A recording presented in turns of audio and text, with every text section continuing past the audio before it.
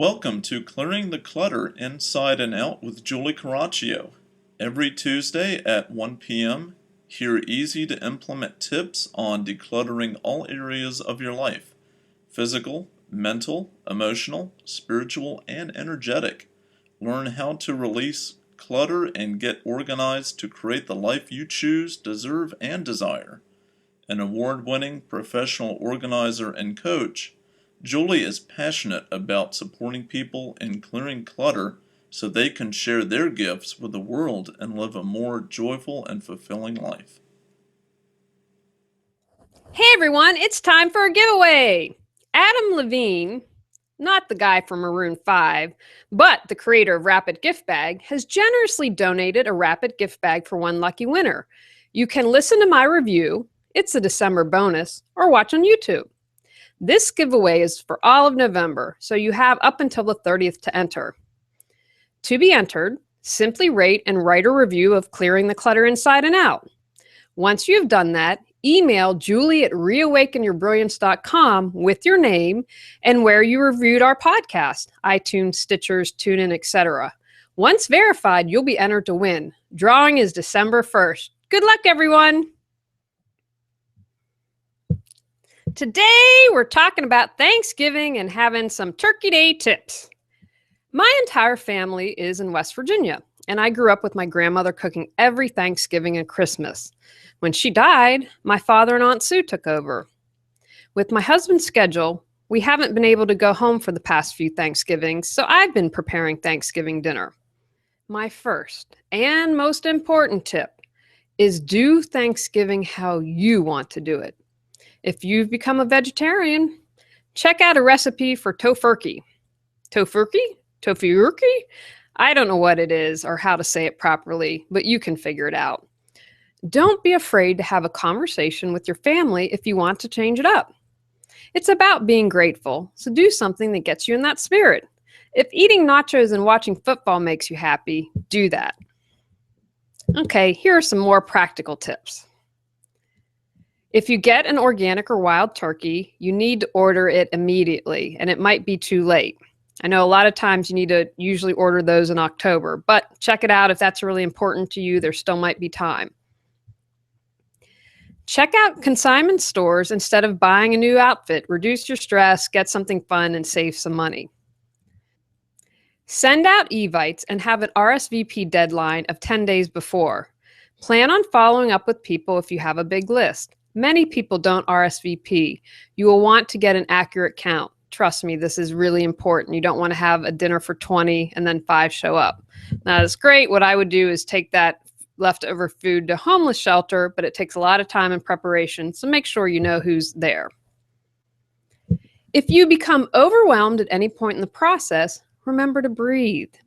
This simple step can get you present, calm you down, and allow you to think more clearly. On that note, have a self-care plan in place. Maybe it is a massage a day or two after cooking the big meal, or making sure you exercise during the week to keep your stress low. Simplify where you can. If you hate baking, order a pumpkin pie. Don't beat yourself up if you don't cook everything from scratch. Ask people to bring sides or one person to come over early to help you set the table. If you haven't cooked Thanksgiving dinner, I'm going to encourage you to Google and start reading about how to cook a turkey, finding recipes, and creating your menu. There is probably a YouTube video out there as well for anything that you need. I'm still working on perfecting my gravy, so if you find a good recipe and instructions, please send it to me. So for Thanksgiving dinner, this is a system I use. After I've planned my meal, I lay out or view all of my recipes. I then make an ingredients list from all the recipes combined. I make columns for produce, dairy, baking, meat, spices, pantry, canned goods, and condiments. I take each recipe and add ingredients to the proper column.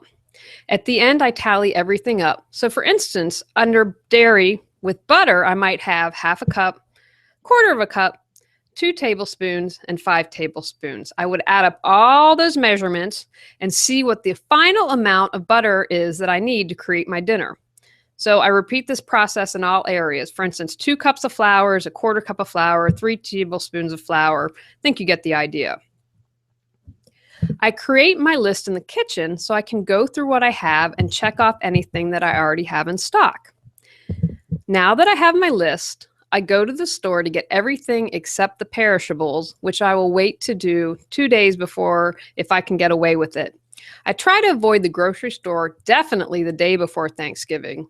I am fortunate that I have flexibility owning my own business, so I try to go off hours at the grocery store, which I have found usually are 9 to 11 and 2 to 4.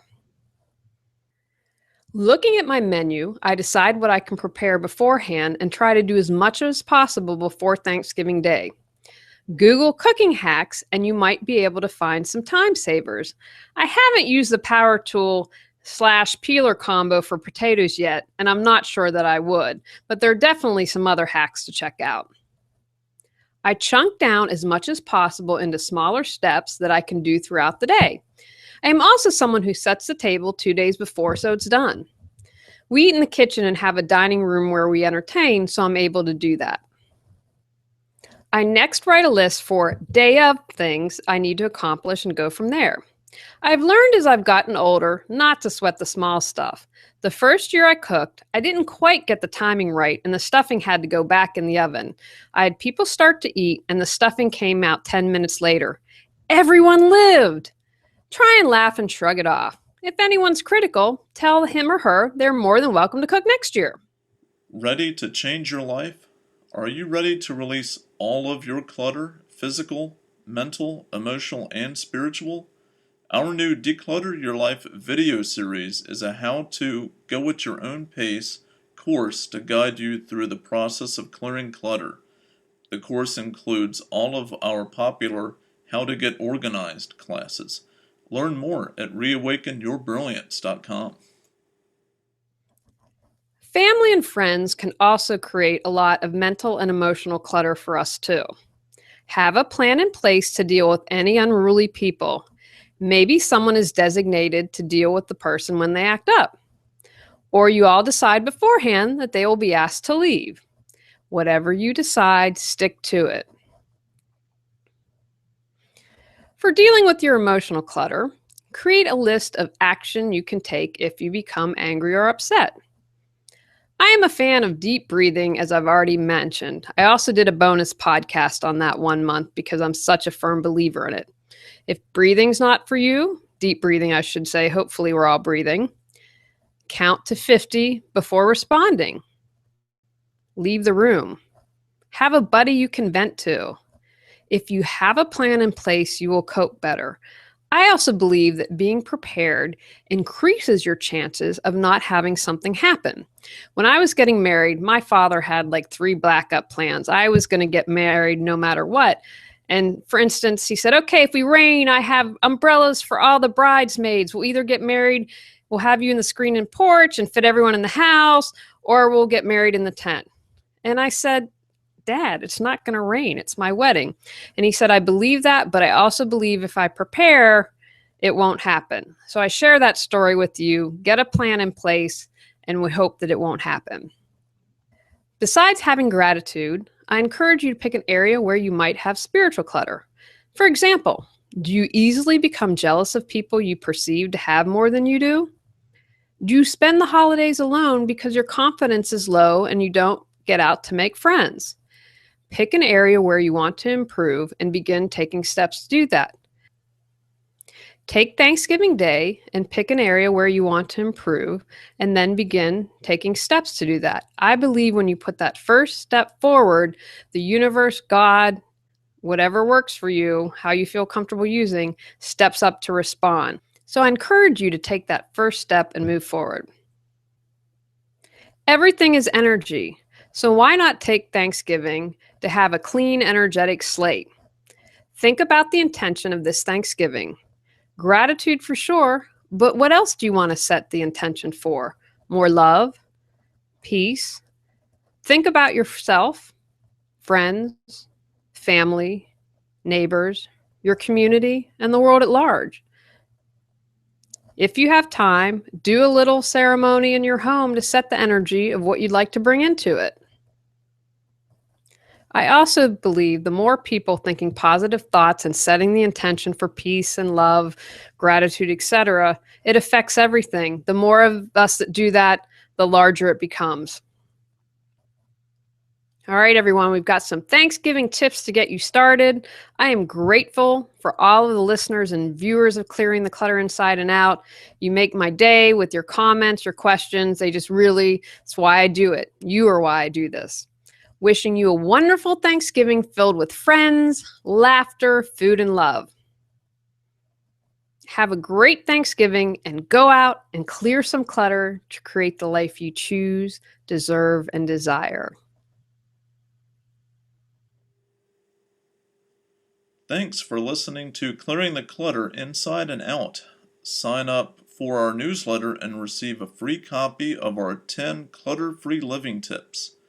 Ready to create the life you choose, deserve, and desire?